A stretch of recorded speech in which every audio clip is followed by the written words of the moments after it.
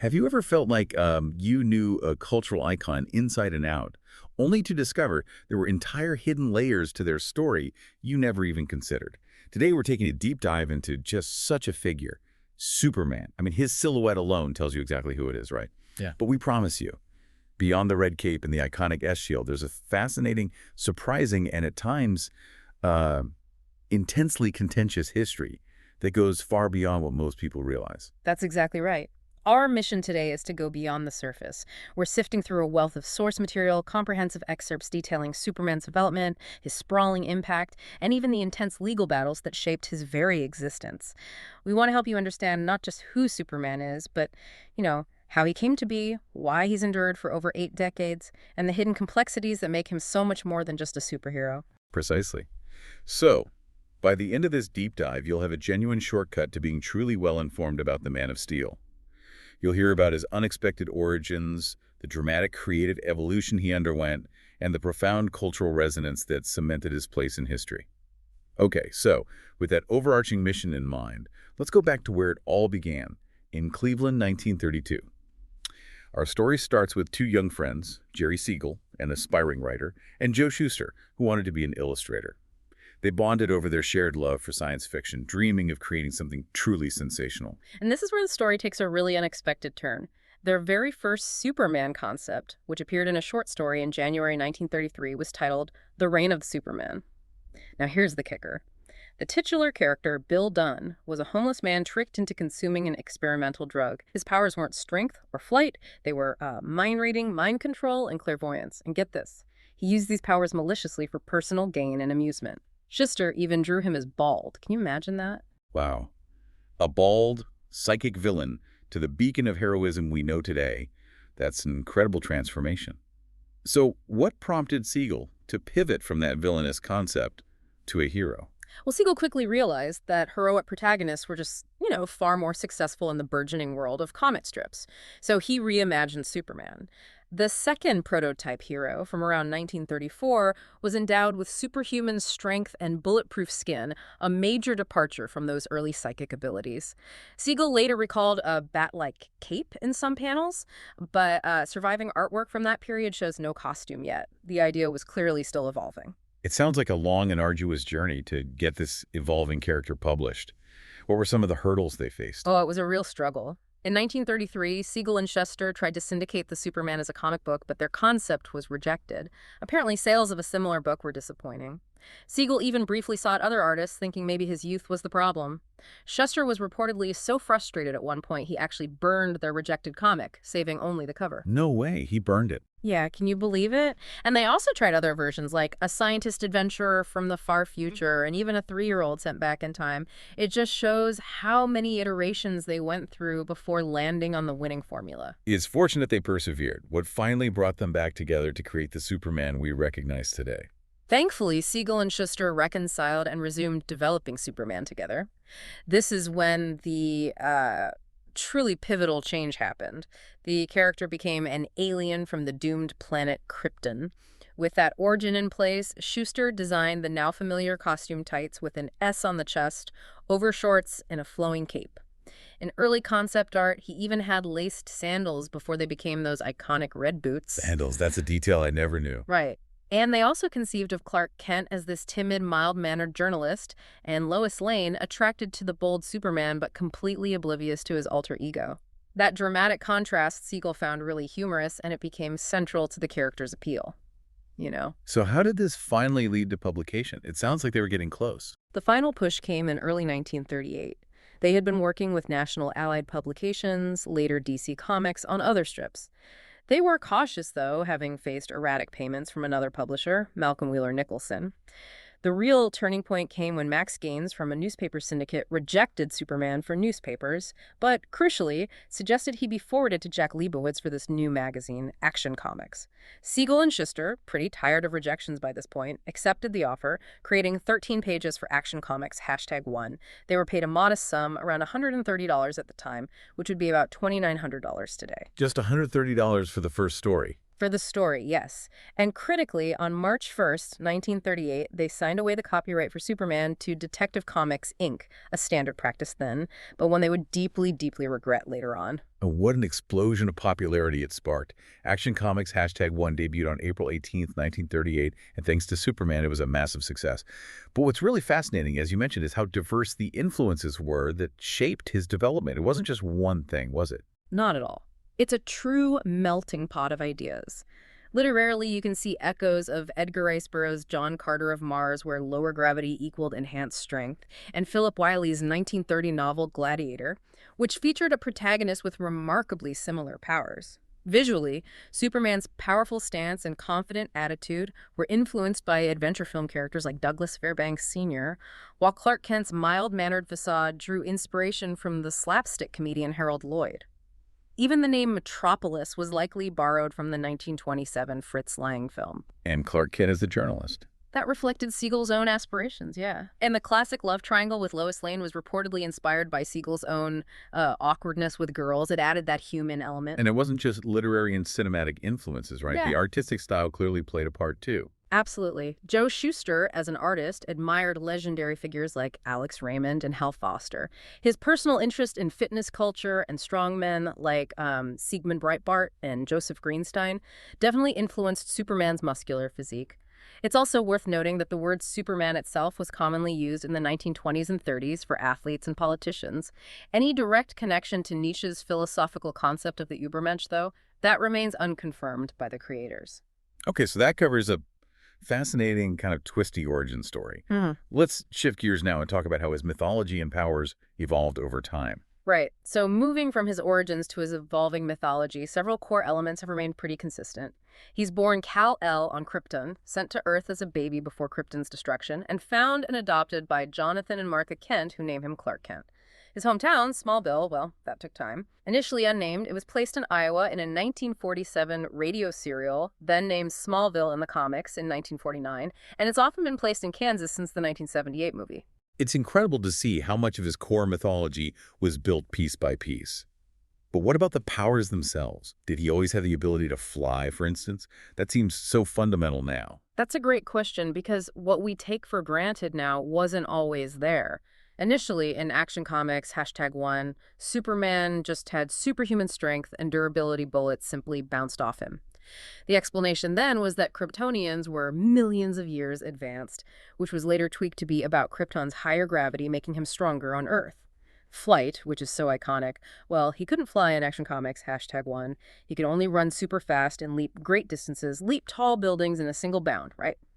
Flight was actually introduced in the second episode of the radio serial in 1940 first, and then it made its way into the comics. So the radio show influenced the comics in that way.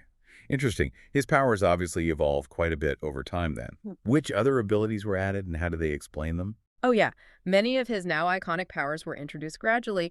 X-ray vision debuted in 1939, superhuman hearing in the same year.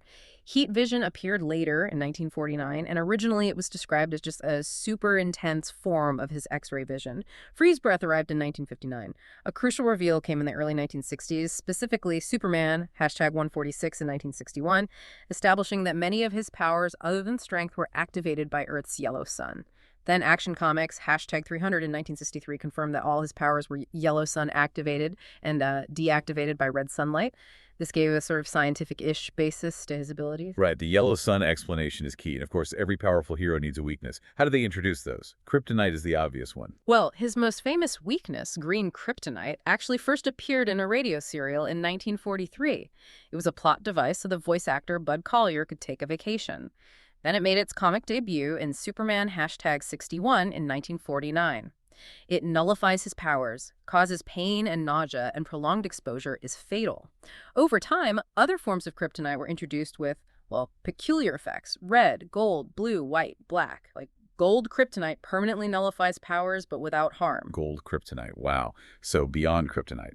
Magic was established as a weakness in Superman #171 in 1964. It affects him pretty much like a normal human. He's also vulnerable to psychokinetic phenomena, telekinesis, illusions, mind control, that kind of thing. And naturally, red sun radiation drains his powers. It's fascinating how much of his mythology was built up over time. often to explain new powers or weaknesses, or even just for plot convenience like the radio show Kryptonite. Oh. Take the S-Shield, for example. You said it started as a simple initial. What's the story behind that powerful transformation, and how did it come to mean so much more? That's a perfect example of this evolution. Initially, yeah, it simply stood for Superman.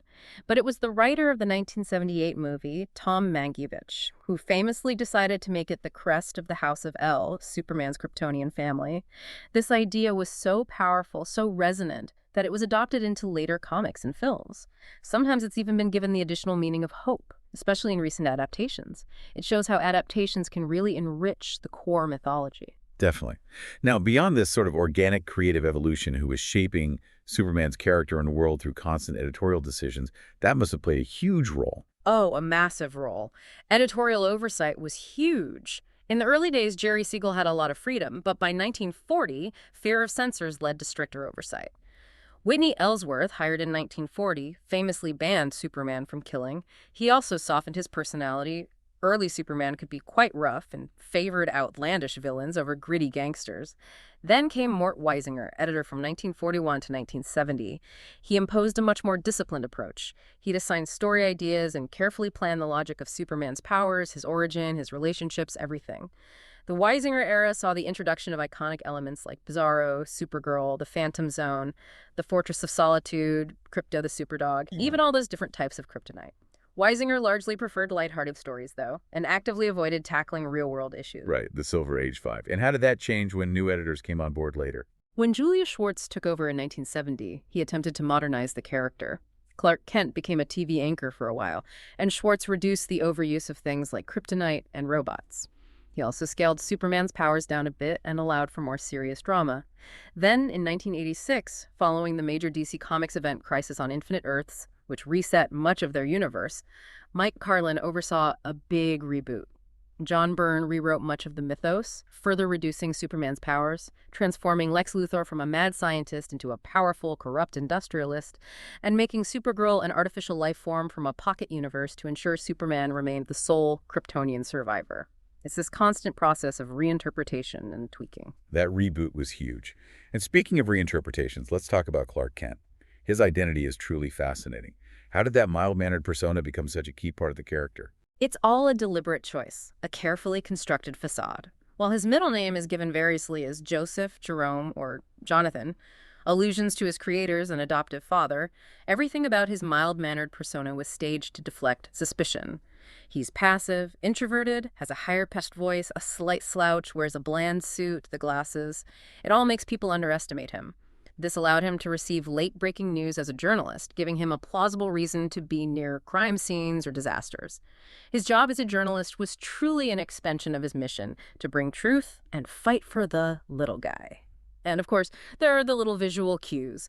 Superman always sports that distinct spit curl, while Clark keeps his hair neater, and the costume, often conveniently stored, compressed in a secret pouch in his cape. The spit curl difference, classic. Yeah. We can't talk about his evolution without mentioning the death of Superman storyline in the 90s. That was a huge moment, wasn't it? It felt like it was everywhere. Absolutely.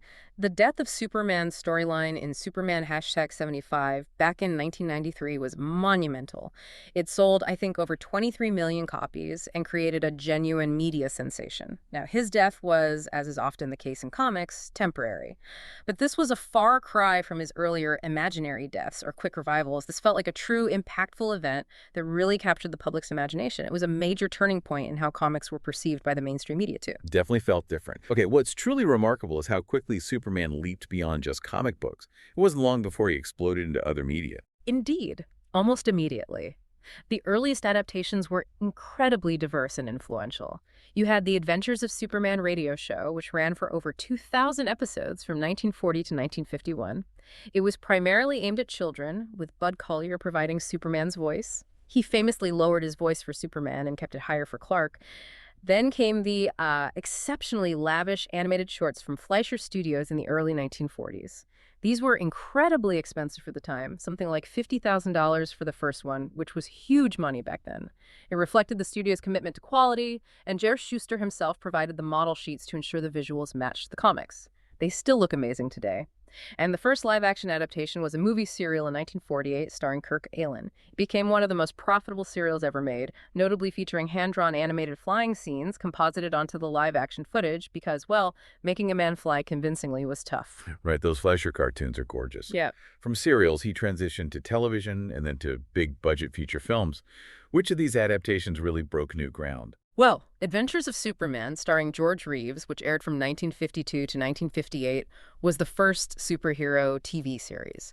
It was massively popular. I mean, it even achieved an astonishing 74% audience share in Japan in 1958. But it was the 1978 Superman film, starring the iconic Christopher Reeve, which truly changed the game. Made on a then massive budget, $55 million, equivalent to maybe $265 million today, it became the most successful Superman feature film adjusted for inflation. And you could argue it really paved the way for the wave of big-budget superhero movies we see today, like Tim Burton's Batman later on. It proved these characters could be serious box office draws. You'll Believe a Man Can Fly. That movie was huge. And he's certainly kept evolving on screen since then, hasn't he? Absolutely. We've seen various modern adaptations from Henry Cavill in the DC Extended Universe films Man of Steel, Batman v Superman, to even seeing CGI versions of George Reeves, Christopher Reeve, and Nicolas Cage popping up in The Flash recently.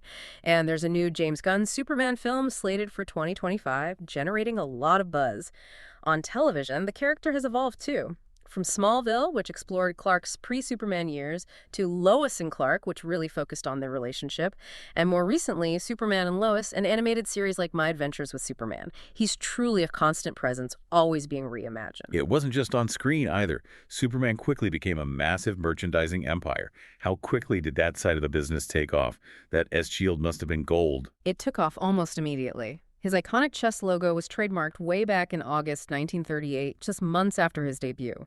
And by 1939, Superman Inc. was established specifically to expand the franchise beyond comics. This foresight paid off hugely. In 2018 alone, Superman licensed merchandise generated something like $634 million globally. Earliest paraphernalia included things like a Superman of America Club button and a wooden doll in 1939, and even a crypto ray gun toy in 1940. While most merchandise initially targeted children, adults have been increasingly targeted since the 1970s, really, as the original comic readership aged and nostalgia became a factor. And it's also worth noting, Superman actively supported the WWII effort. He appeared in Action Comics and Superman, urging readers to buy war bonds and participate in scrap drives. He was a patriotic symbol. Well, $634 million in 1 year recently. That's staggering. Okay, now, here's a part of Superman's story that's maybe less known, but just as dramatic as any villainous showdown, the battle for his very ownership. This gets complicated, right? Very. This all started with that initial copyright transfer back in 1938. In a contract dated March 1st, Jerry Siegel and Joe Shuster essentially gave away the copyright to Superman to DC Comics. That $130 they received was for their first 13-page story, not for the character's copyright itself.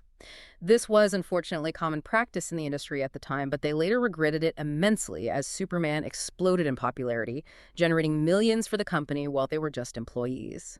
Now, to be fair, they were paid relatively well for their work until 1947, receiving a substantial sum over that period equivalent to millions today. But the core ownership remained contentious. That's a significant sum for the time, but it clearly wasn't enough to quell their desire for ownership or recognition. What happened in their first major lawsuit? The first major lawsuit came in 1947. Siegel and Shuster sued DC for the rights to both Superman and Superboy. Superboy was tricky because DC had published the character based on a script Siegel had submitted years earlier, apparently unbeknownst to him that they were using it. The judge initially ruled that Superman belonged to DC, but Superboy belonged to Siegel. They ultimately settled out of court for around $94,000. A lot of money then, over $1 million today, in exchange for DC gaining full rights to both characters. Then, incredibly, after the settlement, DC fired them. Fired them after creating Superman. That's harsh. So the fight didn't end there, I imagine. How did it continue through the decades? No, it continued for decades. Subsequent attempts by Siegel and Shuster to regain rights failed in court. However, a major victory, at least in terms of recognition and support, came from a public campaign in 1975, spearheaded by other creators like Neil Adams. This pressure led to a groundbreaking deal with Warner Bros., DC's parent company. Siegel and Shuster would receive a yearly stipend for life, medical benefits, and, crucially, credit their names in all future Superman productions. That, created by Jerry Siegel and Joe Shuster line, you see, that was a huge victory for creators' rights. That credit is so important. But the legal story still doesn't end there, does it? What happened with their heirs after they passed away? Right. After Siegel passed away in 1992 and Schuster in 1996, their heirs continued the legal battles, leveraging newer copyright provisions, specifically termination rights under U.S. copyright law. In 2001, the Siegel heirs accepted a deal from D.C. that included several $1 million and a substantial yearly stipend for permanent rights, plus that credit line, by special arrangement with the Jerry Siegel family, end quote.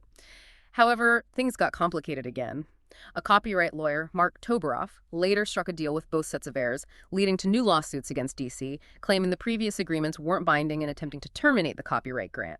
It got very messy, but ultimately appeals courts sided with D.C., upholding the validity of those earlier agreements made by the heirs. So DC retained the rights, and what does all of this mean for Superman's future in terms of copyright? Is he going into the public domain soon? It's a fascinating situation. Under current U.S. copyright law, the earliest version of Superman, the one from Action Comics #1, is set to enter the U.S. public domain on January 1st, 2034. However, and this is important, it will only apply to the character as depicted in Action Comics #1 from 1938. So his basic powers then, strength, speed, leaping, invulnerability, the Clark Kent persona, Lois Lane, that version becomes public. But later developments like his power of flight, heat vision, kryptonite, the Fortress of Solitude, and characters like Jimmy Olsen and Supergirl will enter the public domain at later dates based on when they first appeared. So while the earliest version becomes free to use, DC will still hold rights and trademarks related to many of the elements we associate with modern Superman for many years to come. It's not a simple flip switch. That's a really important distinction. Okay, and as if that weren't enough legal drama, there was the famous lawsuit over Captain Marvel, the original Captain Marvel, now known as Shazam, one of Superman's earliest and most successful imitators, right? What was the core of that dispute? That was the National Comics Publications v. Fawcett Publications, Inc. lawsuit. DC sued Fawcett for copyright infringement back in 1948 because, well, Captain Marvel was outselling Superman, and there were undeniable similarities in powers, costume elements, and origin. After a very lengthy legal battle, it went on for years, Fawcett eventually decided to settle in 1953. They paid DC a significant sum, around $400,000 then, which is like $4.7 million today, and agreed to cease publication of Captain Marvel comics entirely. Ironically, DC later licensed the character in 1972 and eventually purchased the full rights from Fawcett.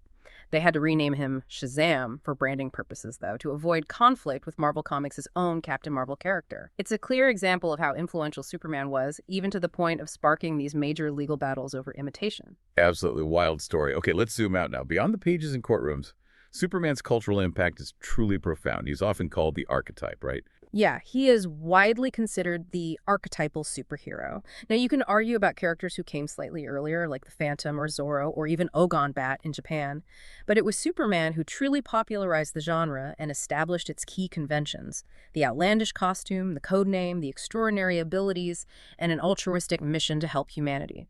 His immense success in 1938 directly launched the golden age of comic books, inspiring a flood of characters like Batman, Captain America, Wonder Woman, and yes, Captain Marvel.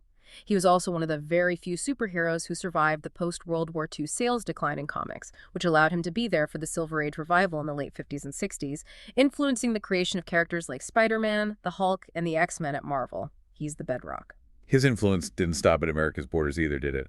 How did Superman's popularity extend globally? You mentioned Japan earlier. Yeah, Superman's popularity extended significantly to Japan after WWII. Those 1940s Superman animated shorts were broadcast on Japanese television in 1955, followed by the Adventures of Superman TV show starring George Reeves in 1956. These adaptations were incredibly popular and are credited with directly fueling Japan's own prolific superhero genre. You can see his influence in iconic characters like Astro Boy, whose creator, Osamu Tezuka, was inspired by Mighty Mouse, which itself was a parody of Superman and helped give rise to tokusatsu heroes like Supergiant and Ultraman, and even magical girl tropes seen in Sailor Moon. His global reach is just undeniable, and it goes beyond pop culture. Superman's image also transcended into the world of fine art. Since the pop art period in the 1960s, the character has been appropriated, used by numerous visual artists, most notably by dozens like Andy Warhol and Roy Lichtenstein.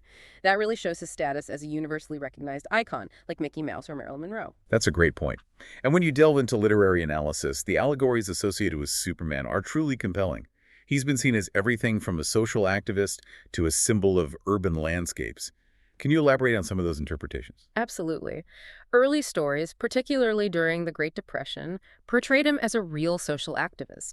He wasn't just stopping meteors, he was fighting corrupt businessmen, crooked politicians, slumlords, even demolishing tenements. This really reflected the ethos of Franklin Roosevelt's New Deal. He even tackled the Ku Klux Klan, anti-Semitism, and veteran discrimination in early radio programs, which was pretty bold for the time. Later analysts like Scott Buchetman noted how Superman humanizes large urban areas. By flying over skyscrapers, he makes the imposing modern city feel open, modernist, and democratic, somehow accessible. And writers like Jules Feiffer, along with Siegel and Shuster themselves, argued that Clark Kent's mild-mannered persona was the real innovation. It embodied wish fulfillment for anyone who felt unseen, awkward, or underestimated. Clark was the mask we wear, in a way. It seems like his meaning shifts depending on the era and who's looking at him. Precisely. Cultural critic Ian Gordon suggests that his various incarnations often use nostalgia to link the character to an ideology of the American way: individualism, consumerism, and democracy, particularly during WWII and the Cold War. He became a symbol of American ideals. And if we connect this to the bigger picture, Superman is often read as a powerful immigrant allegory. Think about it. He's an alien who comes to America, adopts an American name and identity, but uses his inherent foreign abilities for the good of his adopted home. Academics like Aldo Regalado saw him challenging the notion that Anglo-Saxon ancestry was the sole source of American might, pushing boundaries of acceptance. Gary Engel argued that Superman asserted the value of the immigrant in American culture, with his dual identity allowing identification with two cultures: Clark Kent as the assimilated individual, and Superman expressing his unique heritage for good. David Rooney even calls it the quintessential immigrant story. That immigrant reading is really powerful. This raises an important question. What about religious themes? I know some people connect him to biblical stories, particularly Moses or even Jesus. That's a very popular and often discussed interpretation. Many believe he ties strongly to Judaic mythology, especially Moses, a baby escaping death in a basket or spaceship, sent away by his parents to survive a Holocaust, found and adopted by a foreign culture, and growing up to be a leader and protector. Even his Kryptonian name, Kal-El, resembles the Hebrew Kul-El, which can mean voice of God, and the suffix El, meaning of God, is found in many angelic names in Hebrew tradition. Siegel and Schuster were both Jewish, so these connections seem quite plausible, even if not always consciously intended at first. The Nazis even denounced Superman as Jewish propaganda. Beyond this, occasional, sometimes very deliberate, Christian themes have appeared. Screenwriter Tom Mankiewicz consciously made him an allegory for Jesus in the 1978 film Baby Kal-El Ship, resembling the Star of Bethlehem, Jor-El sending his only son to save Earth, giving him a messianic mission. This was revisited much more explicitly in Man of Steel in 2013, with Jor-El asking Kal-El to essentially redeem the Kryptonian race by guiding humanity towards a better path. It's clear creators have deliberately explored these deep religious and messianic allegories over the years. We've journeyed through Superman's remarkable story. Wow. From a bald, psychic villain to a global icon of hope. We've touched on his surprising origins, his constant editorial evolution, his expansive presence across all media, and those intense legal battles that shaped his legacy. It's quite a saga. His very existence reflects not just the evolution of storytelling in comic books, but deeply embedded cultural anxieties, aspirations, and values across decades. He's been a social activist, a symbol of American ideals, an immigrant allegory, and even at times a religious figure. He contains multitudes, as they say. So what does this all mean for you listening right now? Understanding these layers doesn't just make you well-informed about a comic character. It really changes how you see icons you thought you knew. It reveals the profound cultural conversations they embody, often without us realizing it. And as we look to the future, especially with the earliest version of Superman set to enter the public domain in just under a decade, in 2034, it raises a really interesting question. Given Superman's long history of adaptation and reinterpretation, and the fact that his core 1938 version will soon be freely available, what aspects of his core identity do you believe are truly immutable? What has to remain for him to still be Superman? And which parts are destined for further evolution as new creators get their hands on him in the next century of his story? What stands out to what you are?